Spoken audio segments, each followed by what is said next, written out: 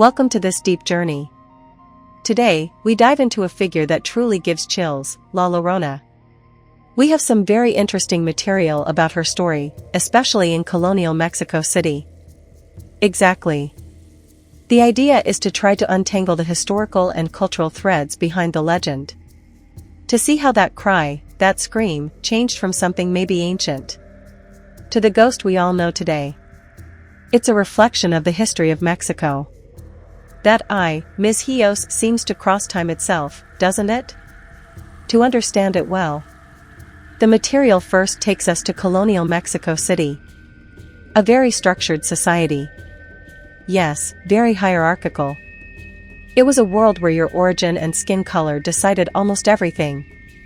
The Spanish born in Spain were on top, the indigenous people at the bottom, and the mestizos in the middle, in a complicated place. Some sources describe how the elite lived in the center, and the poorer people lived on the edges, right?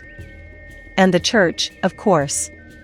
The Catholic Church was everywhere, trying to evangelize and impose its vision. But ancient, pre-Hispanic beliefs were still alive, often mixing under the surface. You mention mixing, and yes, the material suggests that. Possible pre-Hispanic roots for La Llorona, even older than the colonial era. Exactly. There's a strong suggested connection with Cihuacoatl, a Mexican mother goddess linked to omens and bad signs. Chroniclers like Sightings collected testimonies that spoke of cries in the night just before the fall of Tenochtitlan.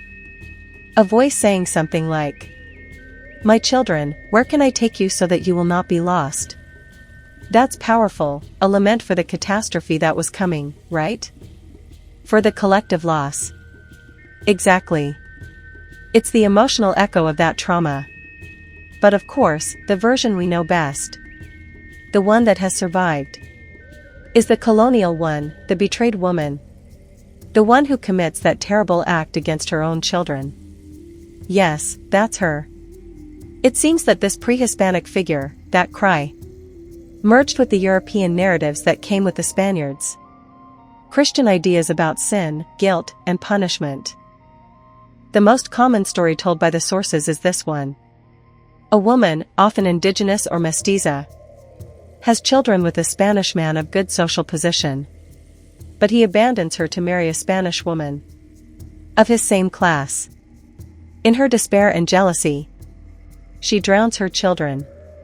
Brutal, right? It perfectly reflects those colonial tensions. Mestizage seen as a problem, discrimination everywhere. And the punishment changes depending on the version. Sometimes she kills herself afterward. Other times she is simply condemned to wander, crying forever. There's a very interesting version mentioned in the material. The story of Luisa, from downtown Mexico City. Ah yes, the lover of a nobleman, right? Don no? That's the one. He abandons her. She kills the children, and even the Inquisition gets involved. They judge her, and her soul is left to wander in sorrow. This really reinforces the idea of the legend as a moral warning. Exactly, a kind of warning. Don't break the rules, right? Yes, partly. It was a way to strengthen social and religious norms. But the interesting thing, which the sources also show, is that it can be understood in another way. As a symbol of resistance. The voice of the victim, of the oppressed. Her cry is not only for her guilt, but the echo of the pain of an entire people.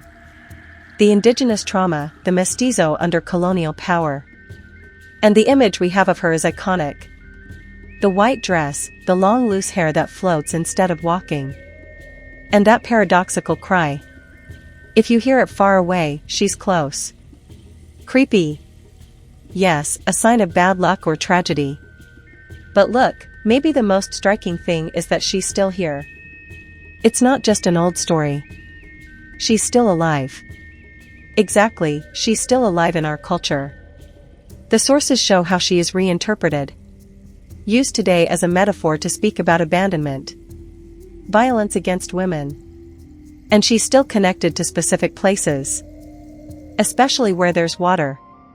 The historic center of Mexico City. The rivers, the canals of Xochimilco. So, if we take a conclusion from this journey, La Llorona is much more than just a ghost story. Much more. She's a mirror, a complex mirror. That reflects the history of Mexico. Its fears, its culture. She reflects that mix, the syncretism between the pre-Hispanic and the colonial. She reflects the trauma of the conquest. And the difficulty of building a mestizo identity. Her cry is like a time capsule full of pain, but also full of history and amazing persistence. It leaves us thinking, for sure. A legend born from loss and moral warning. That keeps changing, adapting, and finding new meaning in the problems of today. And who knows? What other ghosts? What other cries of our collective history are still wandering out there, waiting for us to understand them?